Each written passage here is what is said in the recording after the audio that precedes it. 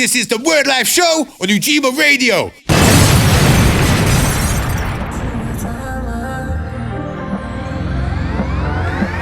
Mad.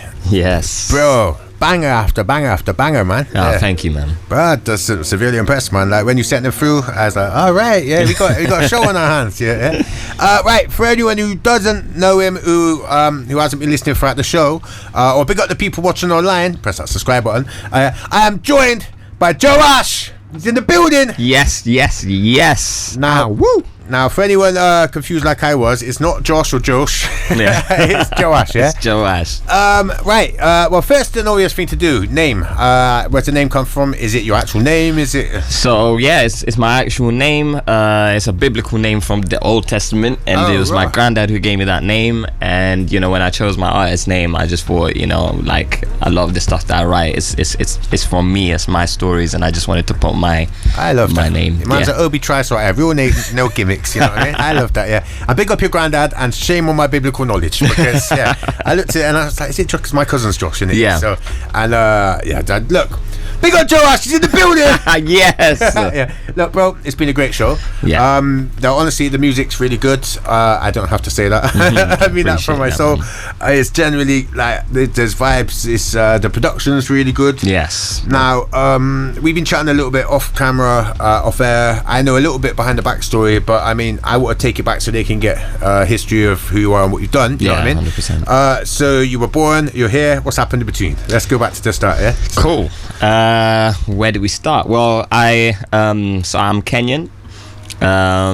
Grew up in Italy, and that was what I thought was amazing. Italy. So hang on, because I know you've been in the country for 10 plus years in the UK, yeah? Yes. But you grew up in Florence, Italy. Yes. Kenya. How old was you when you went from Kenya to Italy? So Kenya, I was 5 when I moved from Kenya to Italy. So you spent a bit of time in Italy as well. Yeah. So around the world. Yeah, ladies, he's fluent in Italian as well, and man could cook pizza like he's not. He's got his carbonara game up. Yeah. What's your favorite Italian food?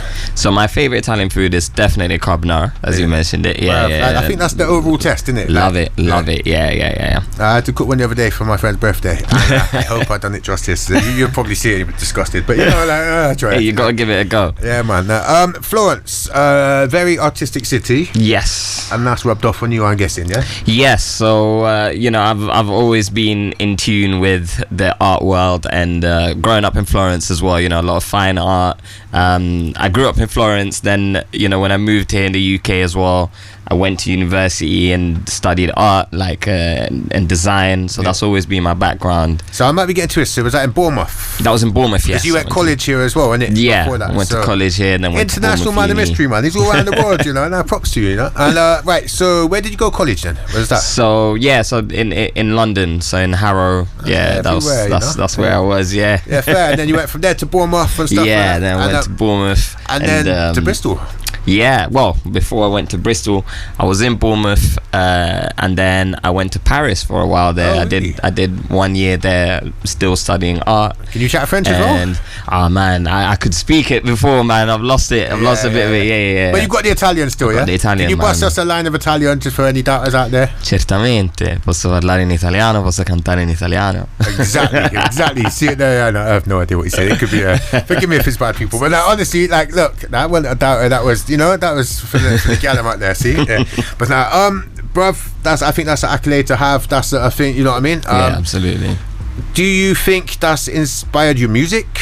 Yeah, it's definitely inspired my music. I think just, you know, being able to bring different elements of art into the creative side of writing. I think it inspires things. And also for me, apart from just the fine art and the design, I'm also a big anime fan. Yeah. So all of that has also been a major influence with my music. Your first EP, Tokyo Nights. Yes, Tokyo Nights. Sick EP.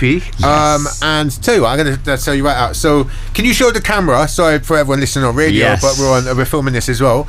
Right, he showed me his top here. This is his design. But if you know about Akira from back in the day, yeah. My guy knows his anime and his manga and stuff like that. OG. But I seen the Air Force Ones on yes, Akira. So I made some touches. I added some Air Force Ones there, gave him some locks, you know, and added my logo as well to it. and man. Love that, bro. Hey, bruv, I love that stuff. Obviously, Akira is a wicked man film and stuff like that. Yes. So good that you got the inspiration from that. But also, I see like your logo and stuff. You do the digital art yourself, yeah? So yes, I do a lot of the digital art myself. A lot for my covers and also for my clothes.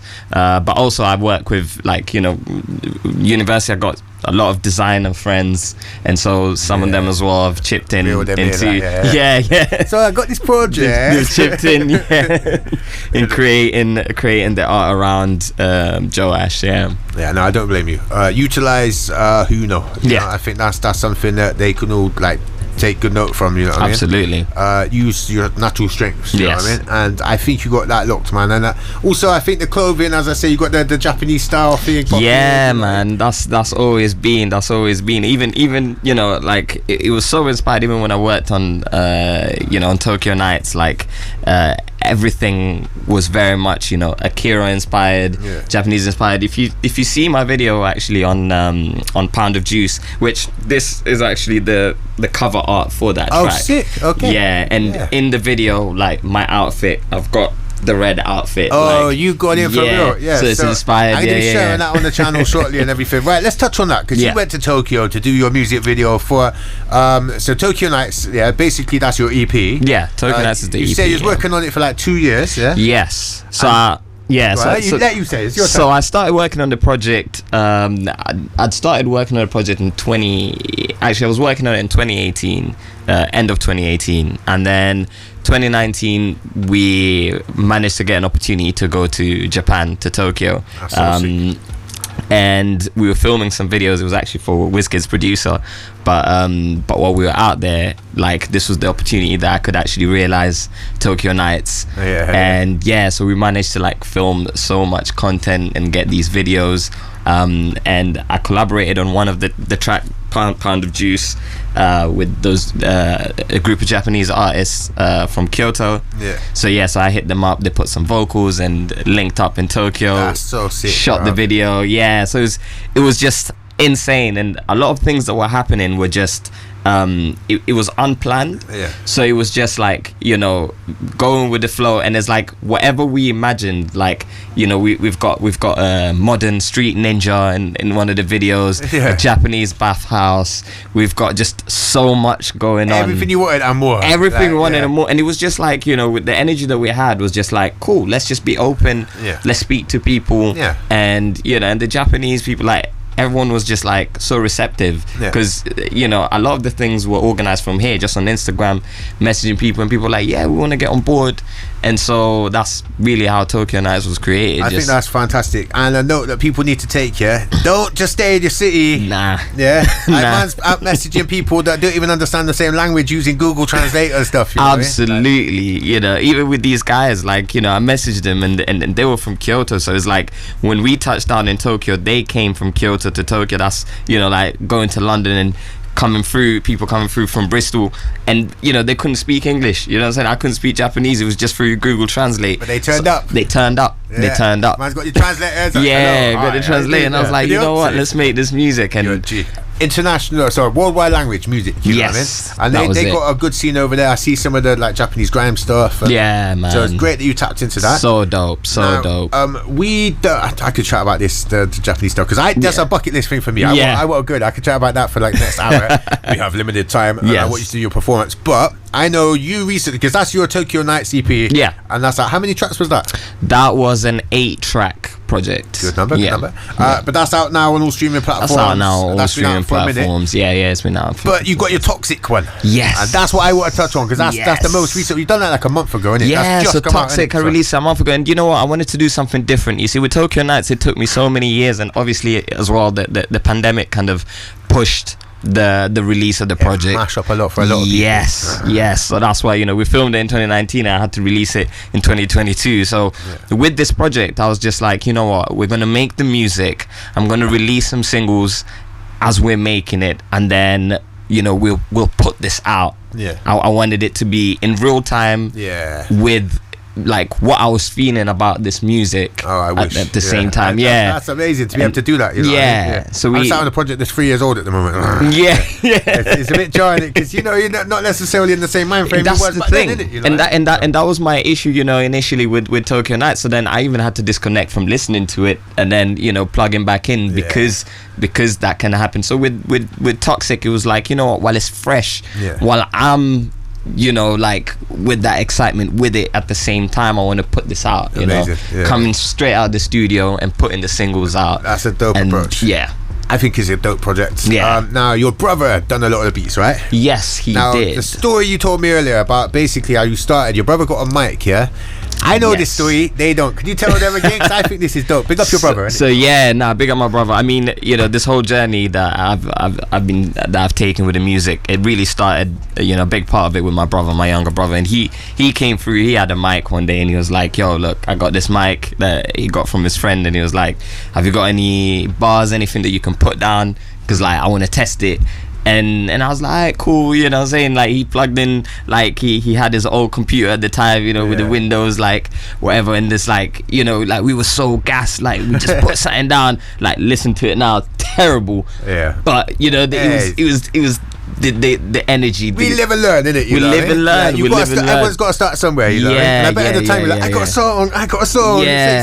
But we were so excited, and I guess from there we just kept on building. Like he kept on trying to fine tune and get the best sound. I kept trying to get better what I'm writing and my delivery, and we're both growing. And then you moved into production. Bouncing off each other. You got that, you and your brother as well. That synergy, and up to today, like the more I grow, the more he improves. He improves, my sound gets better. You know what I'm saying? I improve. I'm able to show on his beats. So man. I think it's like semi-competitive, but also making you good, innit? Because he's not necessarily doing the rap, he's doing the production and the engineering. Exactly. You're gonna benefit from both parts. The more he gets better, the better it is for me. I can do this. I got this. Let's go in the studio. Bang. That's good to hear, and I think that shows like translate well to the music. Now, we have minimal time left. Time is slipping away from us. It's scary how quick time's gone.